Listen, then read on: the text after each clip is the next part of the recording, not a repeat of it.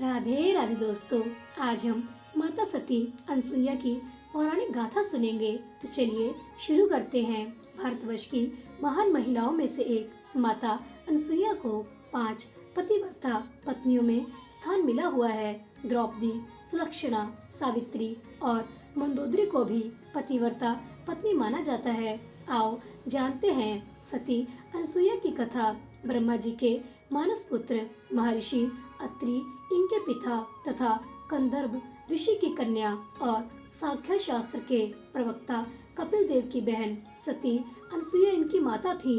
महर्षि अत्रि सतयुग के ब्रह्मा के 10 पुत्रों में से थे तथा उनका आखिरी अस्तित्व चित्रकूट में सीता अनसुईया संवाद के समय तक अस्तित्व में था।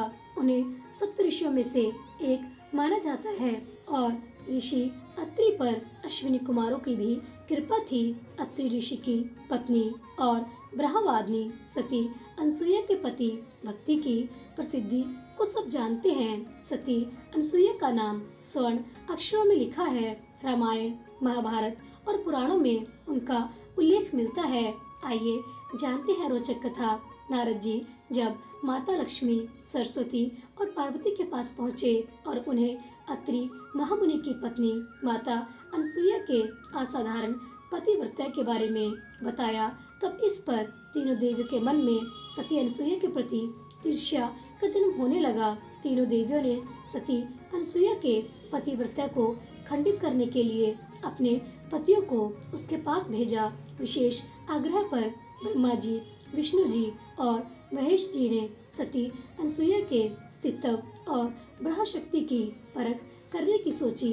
जब अत्रि ऋषि आश्रम से कहीं बाहर गए थे, तब ब्रह्मा, विष्णु और महेश यतियों का भेष धारण करके अत्रि ऋषि के आश्रम में पहुँचे और भिक्षा मांगने लगे। अतिथि सत्कार की परंपरा के चलते सती अनसुईया ने त्रिमूर्तियों का उचित रूप से स्वागत करके उन्हें खाने के लिए निमंत्रित किया। लेकिन यतियों के भेष में त्रिमूर्तियों ने एक स्वर में कहा, हे साध्वी, हमारा एक नियम है कि जब तुम नग्न होकर भोजन परोसोगी तभी हम भोजन करेंगे। माता अनसुईया ने जैसी आपकी इच्छा यह कहते हुए यतियों पर जल छिड़ककर तीनों को 3 प्यारे शिशुओं के रूप में बदल दिया। तब अनसुईया के हृदय में मातृत्व का भाव उमड़ पड़ा। फिर शिशुओं को दूध भात खिलाया और तीनों को गोद में सुलाया तो तीनों गहरी नींद में सो गए।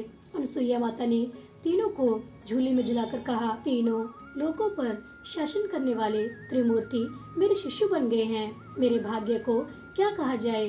फिर वह मधुर कंठ से लोरी गाने लगी। उसी समय कहीं से एक सफेद बैल आश्रम में पहुंचा।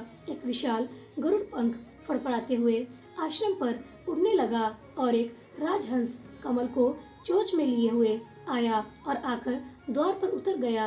यह नजारा देखकर नारद जी, लक्ष्मी माता, सरस्वती माता और पार्वती माता आ पहुँचे। नारद ने विनय पूर्वक अनसुईया से कहा, माते, अपने पतियों से संबंधित प्राणियों को आपके द्वार पर देखकर ये तीनों देवियां यहाँ पर आ गई हैं। ये अपने पतियों को ढूंढ रही थी। इनके पतियों को कृपया इन्हें सौंप दीजिए। माता अनसुईया ने तीनों देवियों को प्रणाम करके कहा, माताओं, झूले में सोने वाले शिशु अगर आपके पति हैं तो इनको आप ले जा सकती हैं। लेकिन जब तीनों देवियों ने तीनों शिशुओं को देखा तो एक समान लगने वाले तीनों शिशु गहरी निद्रा में सो रहे थे। इस पर माता लक्ष्मी, माता सरस्वती और माता पार्वती भ्रमित होने लगी। नारद जी ने उनकी स्थिति जानकर उनसे पूछा, आप क्या अपने पति को पहचान नहीं सकती?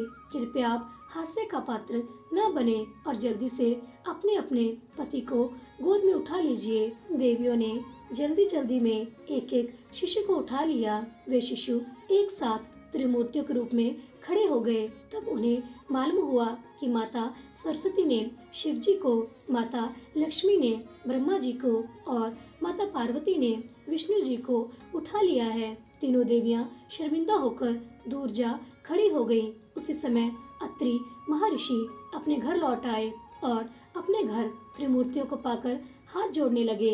तभी ब्रह्मा, विष्णु और महेश्वर ने एक होकर दत्तात्रेय रूप धारण किया। तीनों देवियां माता अनसुईया के पास आईं और उन्होंने उनसे क्षमा मांगी। देवी अनसुईया ने अपने पतिव्रता से तीनों देवों को पूर्व रूप में कर दिया। इस प्रकार प्रसन्न होकर तीनों देवों ने माता अनसुईया से वर मांगने को कहा तो देवी बोली, आप तीनों देव मुझे पुत्र रूप में प्राप्त हो। तथास्तु कहकर तीनों देव और देवियां अपने अपने लोक को चले गए। कालांतर में यही तीनों देव अनसुईया के गर्भ से प्रकट हुए।